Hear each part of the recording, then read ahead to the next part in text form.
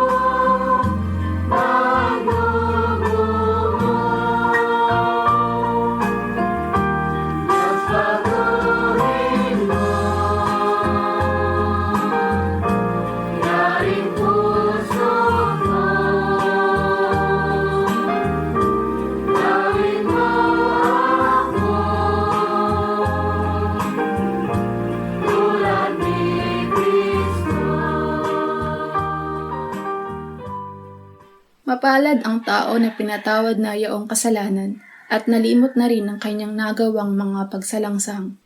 Mapalad ang taong sa harap ng Panginoon ay di na pinararatangan ng kasalanan, dahilan sa siya ay hindi nanlilinlang. Noong hindi ko pa naipahayag yaring kasalanan, sa buong maghapon ako'y nananangis sa matinding lumbay. Sa araw at gabi, bigat ng kamay mo ang nararamdaman. Ano pa't wala nang nalalabi akong lakas sa katawan. Hamog ang kaparis, dagling na tayo sa sikat ng araw. Ako ay lumapit sa iyong harapan at salay inamin. Ang aking nagawang mga pagsalansang di ko inilihim.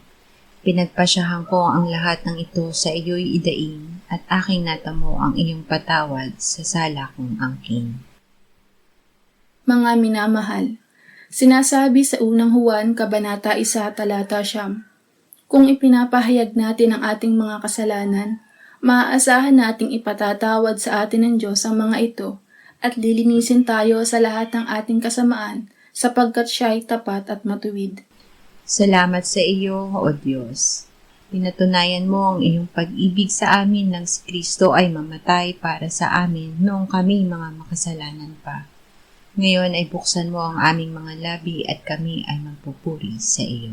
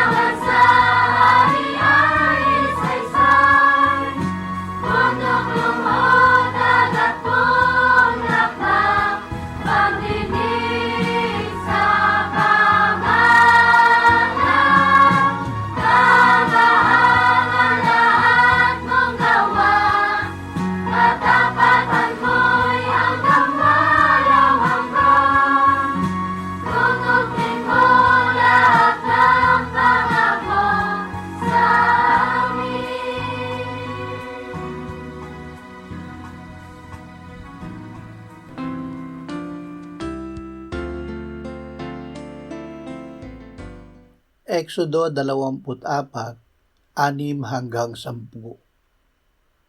Kinuha ni Moises ang kalahati ng dugo at inilagay sa mga palanggana, at ang kalahati ng dugo ay iwinisik sa ibabaw ng dambana.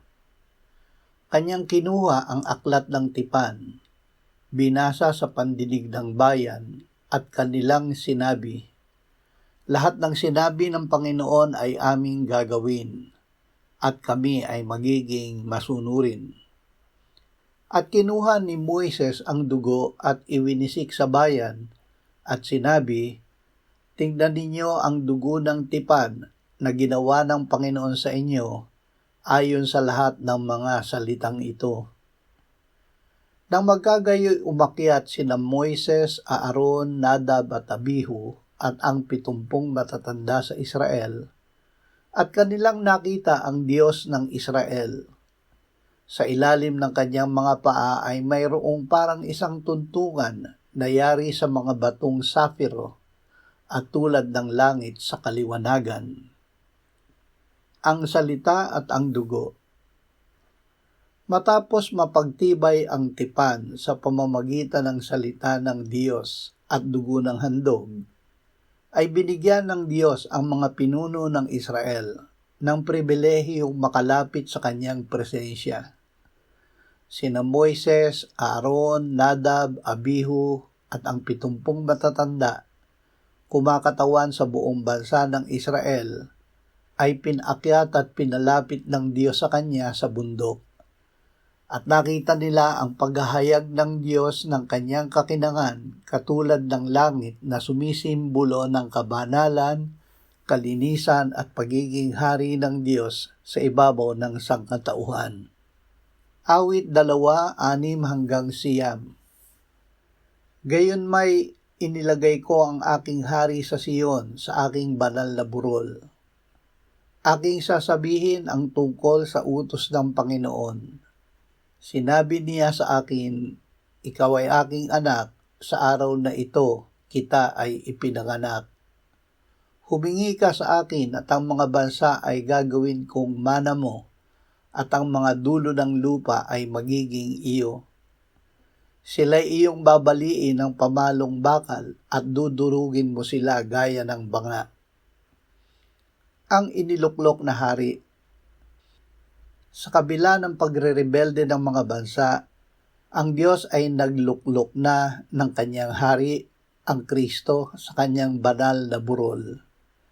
Siya ay anak ng Diyos na nagpapatunay ng kanyang otoridad mula sa Diyos na mamuno. Ang kanyang nasasakupan ay hindi maliit na teritoryo, kundi ang buong lupa.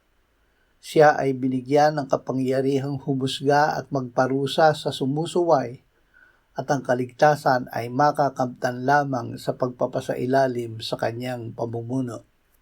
2 Pedro 1:16-19.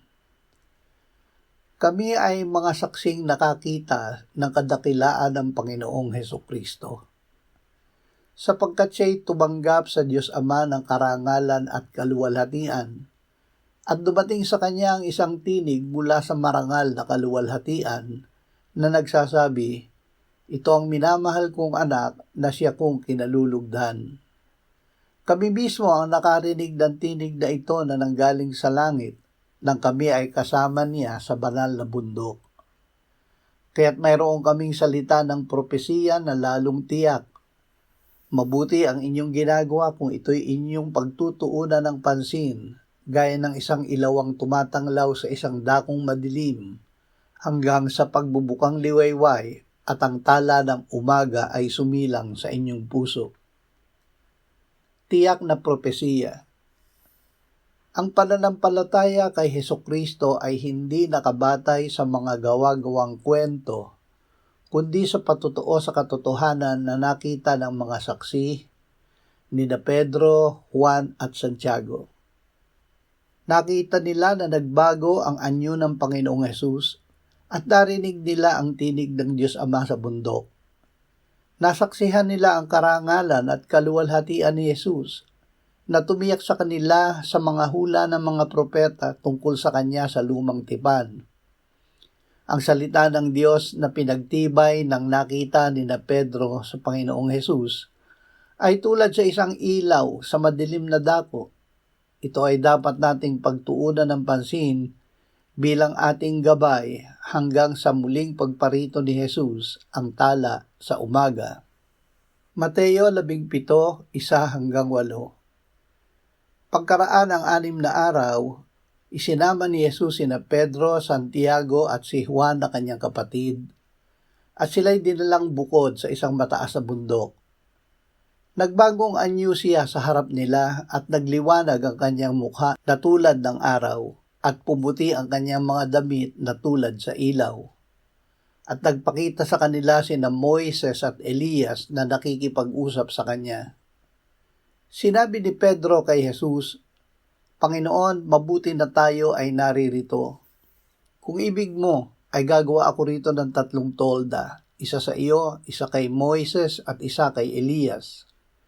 Samantalang nagsasalita pa siya, biglang naliliman sila ng isang maliwanag na ulap at may isang tinig mula sa ulap na nagsasabi, "Ito ang minamahal kong anak, sa kanya ako'y lubos na nalulugod. Makinig kayo sa kanya." Ang katiyakan ng salita ng Diyos. Ang pagbabagong anyo ni Jesus, ang pagliwanag ng kanyang mukha at damit, ay pagpapakita na siya ay hindi lamang isang tao o guro, kundi ang Panginoon ng kaluwalhatian na nagmula sa langit. Ang pagpapakita ni na Moises na kumakatawan sa kautusan at Elias na kumakatawan sa mga propeta ay nagpapatunay na si Jesus ang katuparan ng buong lumang tipan. Ninais ni Pedro na gawa ng 3 tolda ang 3, na tila ba magkapantay sila. Ngunit pinutol ito ng tinig ng Diyos mula sa ulap, "Ito ang minamahal kong anak, sa kanya ako'y lubos na nalulugod. Makinig kayo sa kanya." Inilipat ng Diyos ang focus mula kina Moises at Elias tungo kay Jesus. Siya na ngayon ang huling salita at ang tanging dapat pakinggan at sundin ng sangkatauhan. Ang pag-aliw ng Panginoong Jesus. Nang marinig ni na Pedro ang tinig mula sa ulap, napasubsob sila at sinidla ng malaking takot. Ngunit nilapitan sila ni Jesus at hinawakan at sinabi, "Bumangon kayo at huwag kayong matakot." Nang tumingin sila sa itaas, wala silang nakitang sino man maliban kay Jesus. Sa kabila ng ating takot sa harap ng banal na Diyos, si Jesus ang lumalapit sa atin upang magbigay ng lakas ng loob na nagpapatunay na siya lamang ang tanging kailangan natin.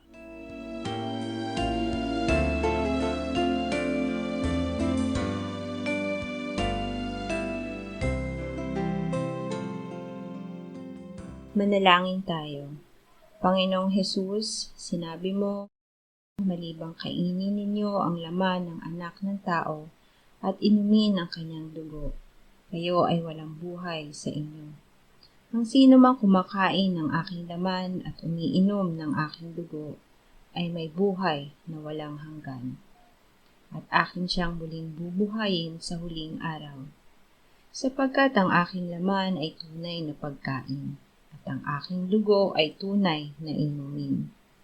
Siya na kumakain ng aking laman at umiinom ng aking dugo ay nananahan sa akin at ako sa kanya. Kung paanong buhay ang Ama na nagsugo sa akin at ako ay nabubuhay sa pamamagitan ng Ama, gayon din siya na kumakain sa akin. Siya man ay mabubuhay sa pamamagitan ko. Panginoong Hesus, aming tagapagligtas, tinatanggap ka namin sa oras na ito bilang aming tinapay ng buhay. Tinatanggap namin ang iyong katawan na ipinako sa krus, namatay, inilibing, pinuhay na muli at iniakyat ng Ama sa kanyang kanan sa langit bilang aming tunay na pagkain. Tinatanggap namin ang iyong dugo na nabuhos sa ikapagpapatawad ng aming kasalanan bilang aming tunay na inumin. Manahan at mabuhay ka sa amin upang kami ay mamuhay sa pamamagitan mo, kung paanong ikaw ay namuhay sa pamamagitan ng Ama. Salamat, Ama, sapagkat dahil kay Kristo, kami ngayon ay nakapamumuhay, kasama mo kaisa ng Espiritu Santo. Sa iyo ang lahat ng kalwalhatian, ngayon at magpakailanman. Amen.